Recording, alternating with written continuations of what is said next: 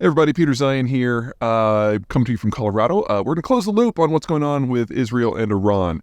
In the aftermath of the Hamas attacks in October, the Iranians were needling Israel in order to just get some good PR in the Arab world and back home. Of course, the Israelis were a little sensitive about that, about everything at the moment.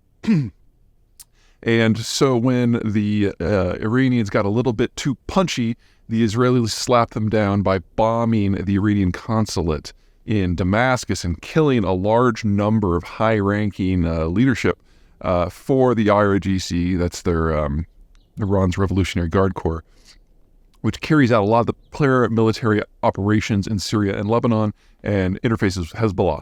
Basically, Israel took out the entire leadership, and Iran couldn't believe they went after diplomatic grounds to do it. So, anyway, Iran was like, wow, okay, they're a little sensitive right now. We need to dial this back because we were just having some fun, and clearly they're treating this a lot more seriously than we are. So they sent all these missiles and drones and artillery rockets into Israel as retaliation, but they telegraphed their attack days ahead and actually provided the technical specs to the Swiss embassy, which passed it on to the United States, so that the U.S. and the Brits and the Jordanians and the Israelis could basically just line it all up and shoot them down one after the other, and no one was hurt.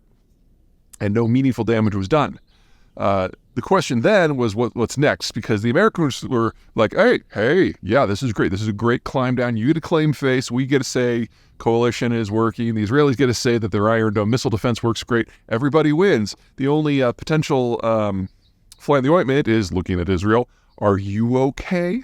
And Israel decided it mostly was. So what happened this last Friday is Israel did a counterstrike on Iran, but the only thing that they took out was the air defense at a very specific military facility in Isfahan. Just happens that military facility in Isfahan was right next to the primary Iranian nuclear research facility. So basically, the Israelis are like, yes, we're not bros, but we're cool for now. But just to underline the fact that we could have done so much more, even without any help from the United States. So at the moment, everyone is backing off, and at the moment, it seems that no one in the Middle East is interested in a broader conflict, with the exception, of course, of the Russians, who would love it as a distraction play.